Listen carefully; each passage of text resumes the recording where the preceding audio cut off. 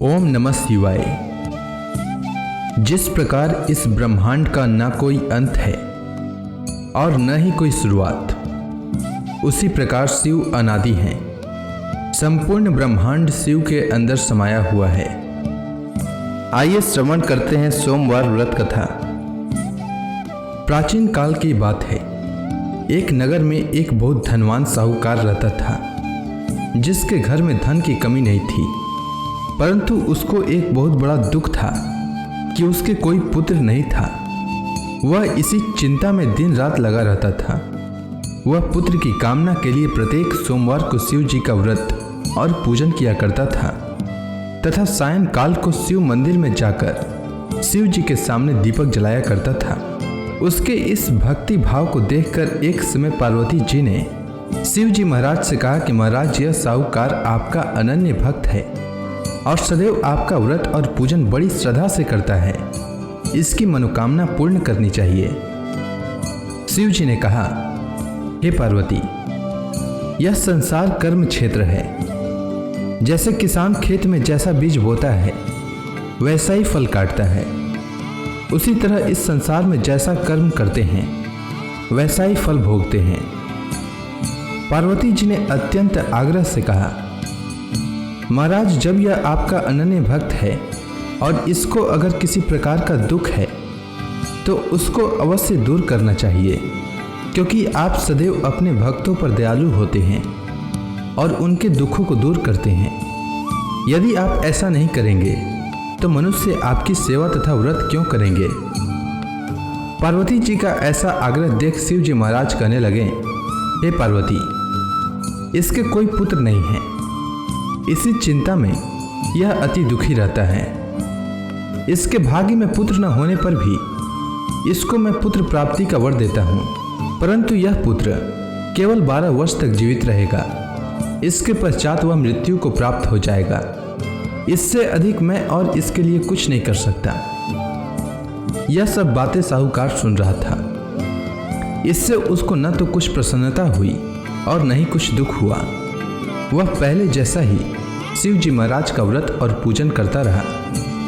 कुछ काल व्यतीत हो जाने पर साहूकार की स्त्री गर्भवती हुई और 10वें महीने में उसके गर्भ से अति सुंदर पुत्र की प्राप्ति हुई। साहूकार के घर में बहुत खुशी मनाई गई, परंतु साहूकार ने उसकी केवल 12 वर्ष की आयु जानकर अधिक प्रसन्नता प्रकट न की और न ही किसी को भेद ही बताया। जब वह बालक 11 वर्ष का हो गया तो उस बालक की माता ने उसके पिता से विवाह आदि के लिए कहा, तो वह साहूकार कहने लगा कि अभी मैं इसका विवाह नहीं करूंगा, अपने पुत्र को काशी जी पढ़ने के लिए भेजूंगा। फिर साहूकार ने अपने साले अर्थात बालक के मामा को बुला करके उसको बहुत सा धन देकर कहा, तुम मेरे बालक को काशी जी पढ़ने के लिए ले जाओ और रास्ते में जिस स्थान पर भी जाओ यज्ञ तथा ब्राह्मणों को भोजन कराते जाओ। वह दोनों मामा भांजे यज्ञ करते और ब्राह्मणों को भोजन कराते जा रहे थे। रास्ते में उनको एक शहर पड़ा। उस शहर में राजा की कन्या का विवाह हो रहा था। दूसरे राजा का लड़का जो विवाह कराने के लिए बारात लेकर आया था, वह एक आंख से काना था। उसके माता पिता को इस बात को लेकर बड़ी चिंता थी कि कहीं वर को देखकर कन्या के माता पिता विवाह में किसी प्रकार की अड़चन पैदा न कर दें। इस कारण जब उसने अति सुंदर सेठ के लड़के को देखा तो मन में विचार किया कि क्यों न दरवाजे के समय इस लड़के से वर का काम चलाया जाए। ऐसा विचार कर वर के पिता ने उस लड़के और मामा से बात की तो वे राजी हो गए। फिर उस लड़के को वर के कपड़े पहनाकर तथा घोड़ी पर चढ़ाकर दरवाजे पर ले गए और सब कार्य प्रसन्नता से पूर्ण हो गया। फिर वर के पिता ने सोचा कि यदि विवाह कार्य भी इसी लड़के से करा लिया जाए तो क्या बुराई है। ऐसा विचार कर लड़के और उसके मामा से कहा, यदि आप फेरों का काम और कन्यादान के काम को भी करा दें तो आपकी बड़ी कृपा होगी और मैं इसके बदले में आपको बहुत कुछ धन दूंगा। तो उन्होंने स्वीकार कर लिया और विवाह कार्य भी बहुत अच्छी तरह से संपन्न हो गया।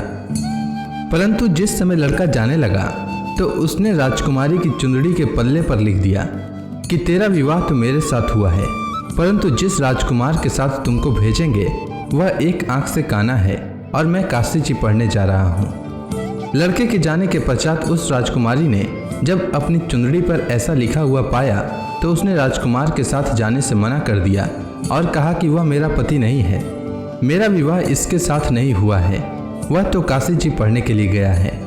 राजकुमारी के माता पिता ने अपनी कन्या को विदा नहीं किया और बारात वापस चली गई। उधर सेठ का लड़का और उसका मामा काशी जी पहुंच गए। वहां जाकर उन्होंने यज्ञ करना और लड़के ने पढ़ना शुरू कर दिया। जब लड़के की आयु 12 वर्ष की हो गई तो उस दिन उन्होंने यज्ञ रचा रखा था कि लड़के ने अपने मामा से कहा कि मामा जी आज मेरी तबीयत कुछ ठीक नहीं है। तब मामा ने कहा कि अंदर जाओ और सो जाओ। लड़का अंदर जाकर सो गया और थोड़ी देर में उसके प्राण निकल गए। जब उसके मामा ने आकर देखा कि वह मुर्दा पड़ा है तो उसको बड़ा दुख हुआ और उसने सोचा कि अगर मैं अभी रोना पीटना मचा दूंगा तो यज्ञ का कार्य अधूरा रह जाएगा। अतः उसने जल्दी से यज्ञ का कार्य समाप्त कर ब्राह्मणों के जाने के बाद रोना पीटना आरंभ किया। संयोगवश उसी समय शिव पार्वती जी उधर से जा रहे थे। जब उन्होंने जोर जोर से रोने की आवाज़ सुनी तो पार्वती जी कहने लगी कि महाराज कोई दुखिया रो रहा है, उसके कष्ट को दूर कीजिए। जब शिव पार्वती ने पास जाकर देखा तो वहाँ एक लड़का मुर्दा पड़ा था। पार्वती जी कहने लगी कि महाराज यह तो उसी सेठ का लड़का है जो आपके वरदान से हुआ था। हे महाराज, इस बालक को और आयु दीजिए, नहीं तो इसके माता पिता तड़प तड़प कर मर जाएंगे। पार्वती जी के बार बार आग्रह करने पर शिव जी ने उसको जीवन वरदान दिया और शिव जी महाराज की कृपा से लड़का जीवित हो गया। शिव जी और पार्वती जी कैलाश पर्वत पर चले गए। तब वह लड़का और मामा उसी प्रकार यज्ञ करते तथा ब्राह्मणों को भोजन कराते हुए अपने घर की ओर चल पड़े। रास्ते में उसी शहर में आए जहां उसका विवाह हुआ था। वहां पर आकर उन्होंने यज्ञ आरंभ कर दिया तो उस लड़के के ससुर ने उसको पहचान लिया और अपने महल में ले जाकर उसकी बड़ी खातिर की। साथ ही बहुत से दास दासियों सहित आदरपूर्वक लड़की और जमाई को विदा किया। जब वह अपने शहर के निकट आए तो मामा ने कहा कि मैं पहले तुम्हारे घर जाकर खबर कर देता हूँ। जब उस लड़के का मामा घर पहुँचा तो लड़के के माता पिता घर की छत पर बैठे थे और यह प्रण कर रखा था कि यदि हमारा पुत्र सकुशल लौट आया तो हम राजी खुशी नीचे आ जाएंगे, नहीं तो छत से गिरकर अपने प्राण खो देंगे। इतने में उस लड़के के मामा ने आकर यह समाचार दिया कि आपका पुत्र आ गया है, तो उनको विश्वास नहीं हुआ। तब उसके मामा ने शपथ पूर्वक कहा कि आपका पुत्र अपनी स्त्री के साथ बहुत सारा धन लेकर आया है। तो सेठ ने आनंद के साथ उसका स्वागत किया और बड़ी प्रसन्नता के साथ रहने लगे।